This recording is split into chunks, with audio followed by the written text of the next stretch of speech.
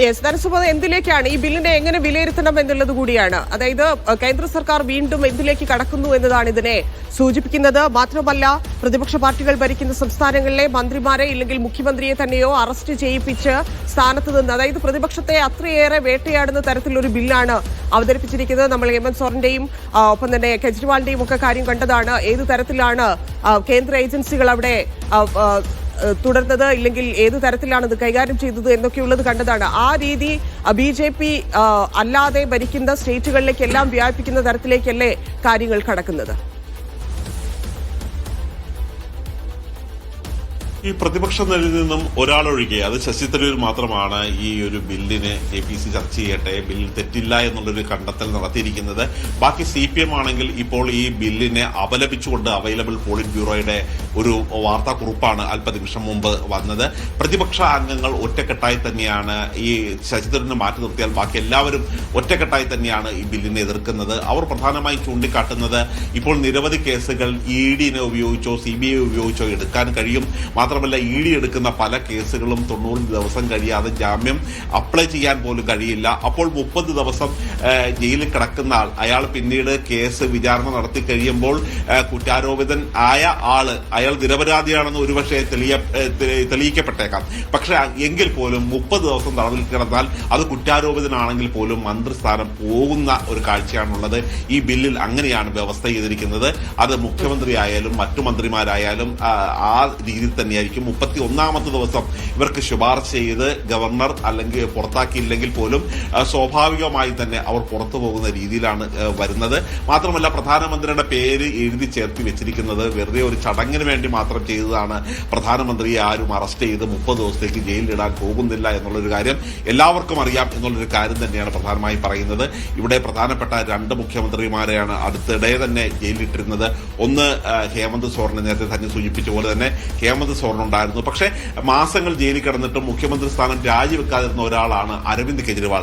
അപ്പോൾ സ്വാഭാവികമായും ഒരാളെ അറസ്റ്റ് ചെയ്തുകൊണ്ടുള്ള ഗുണം BJPക്ക് കിട്ടാത്തത് കൊണ്ട് ഈ തരത്തിലുള്ള വ്യവസ്ഥ എഴുതി ചേർത്ത് വെച്ചിരിക്കുകയാണ് എന്നുള്ള ആ തരത്തിലുള്ള ഒരു പ്രതികരണം തന്നെയാണ് പ്രതിപക്ഷ പാർട്ടികളിൽ നിന്ന് വരുന്നത്. പ്രതിപക്ഷ പാർട്ടികൾ മറ്റൊരു തരത്തിലുള്ള ഒരു കാര്യം കൂടി അവർ പ്രചരിപ്പിക്കുന്നുണ്ട്. ഇതിപ്പോൾ വോട്ട് ചോരിയുമായി ബന്ധപ്പെട്ട് വോട്ട് കൊള്ള ഇത് വലിയ തരത്തിൽ ചർച്ചയാവുകയാണ്. തെരഞ്ഞെടുപ്പ് കമ്മീഷൻ വാർത്താ സമ്മേളനം നടത്തി അതൊരു ഡിഫെൻഡ് ചെയ്ത് പിടിച്ചു നിൽക്കാൻ ശ്രമിച്ചെങ്കിൽ പോലും നടന്നില്ല. അതുകൊണ്ട് ഈ വിഷയം മാറ്റിവിട്ട് മറ്റൊരു വിഷയം കൊണ്ടുവരാൻ വേണ്ടിയാണ് ഈ 3-2 ഭൂരിപക്ഷത്തിൽ പാസ്സാക്കാൻ കഴിയാത്ത ഒരു ബില്ല് ഇപ്പോൾ അവതരിപ്പിച്ചിരിക്കുന്നതെന്നാണ് പ്രതിപക്ഷത്തിലെ ഒരു വിഭാഗം പറയുന്നത്. സുമോദ്, അതുപോലെയായിരിക്കും ഒരുപക്ഷെ ശ്രദ്ധ തിരിക്കാനുള്ളൊരു കേന്ദ്ര സർക്കാരിന്റെ മാർഗം കൂടിയായിരിക്കാം ഒരുപക്ഷെ ഈ ബിൽ എന്നുള്ളത്. പക്ഷേ അതിനപ്പുറത്തേക്ക് അത് അവതരിപ്പിച്ചു കഴിഞ്ഞിരിക്കുന്നു എന്നുള്ളൊരു യാഥാർത്ഥ്യം. അതിനെ എങ്ങനെയാണ് പ്രതിപക്ഷം ഒറ്റക്കെട്ടായി നേരിടുന്നത്? ഇല്ലെങ്കിൽ ഒരുപക്ഷെ അവർക്കിപ്പോൾ സ്വാഭാവികമായിട്ട് ഒരു അച്ചടക്ക നടപടി കൂടി ഉണ്ടാകാനുള്ള സാധ്യതയുണ്ട് സഭയിൽ. അങ്ങനെ കോൺഗ്രസ് ഉൾപ്പെടെ നിൽക്കുമ്പോഴും നേരത്തെ സുമോദ് സൂചിപ്പിച്ചതുപോലെ ശശി തരൂർ ബില്ലിനെ അനുകൂലിച്ചത്, JPC ചർച്ച ചെയ്യട്ടെ എന്ന് പറഞ്ഞ് പ്രതികരിച്ചത്, അത് കോൺഗ്രസിനെ പ്രതിരോധത്തിലാക്കുന്നുണ്ടോ? ഏതു തരത്തിലാണ് കോൺഗ്രസ് അത് ഡീൽ ചെയ്യാൻ പോകുന്നത്?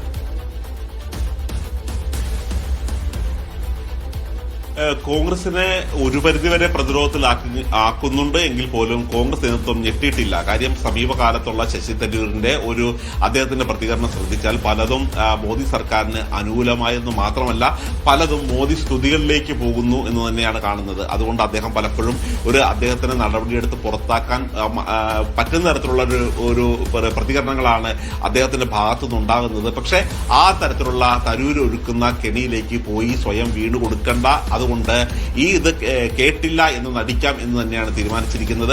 അതുകൊണ്ട് ശശി തരൂർ ഉണ്ടെങ്കിലും ഇല്ലെങ്കിലും തങ്ങൾ പ്രതിപക്ഷ പ്രതിഷേധവുമായി മുന്നോട്ട് പോകണം എന്ന് തന്നെയാണ് തീരുമാനിച്ചിരുന്നത്.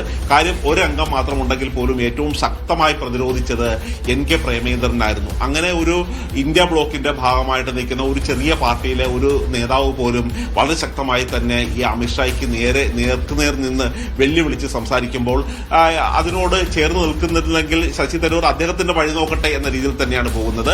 പക്ഷേ എങ്കിൽ പോലും ഈ നടപടിക്രമങ്ങൾ വളരെ തെറ്റാണ് എന്നുള്ളൊരു കാര്യമാണ് പ്രേമേന്ദ്രൻ ചൂണ്ടിക്കാട്ടിയത്. കാര്യം ഇത്തരത്തിലുള്ളൊരു വളരെ പ്രധാനപ്പെട്ട ബില്ലാണെങ്കിൽ ഒരു പഠിക്കാൻ ഒരാഴ്ച മുമ്പെങ്കിലും എംപിമാർക്ക് നൽകേണ്ടതാണ്. ഇത് തലേ ദിവസം രാത്രി മാത്രമാണ് അറിയുന്നത്, അത് മാധ്യമങ്ങളിലൂടെയാണ് അറിയുന്നത് ഇങ്ങനെ ഒരു ബില്ല് വന്നു എന്നുള്ളൊരു കാര്യം. ഭരണഘടനാ ഭേദഗതി അങ്ങനെ പൊടുന്നനെ കൊണ്ടുവന്ന് അവതരിപ്പിക്കുക, കാരണം വർഷകാല സമ്മേളനത്തിന് 2 ദിവസം മാത്രമേ ബാക്കിയുള്ളൂ, അങ്ങനെ അവതരിപ്പിച്ചതിലെ ചട്ടലംഘനം എന്താണ്?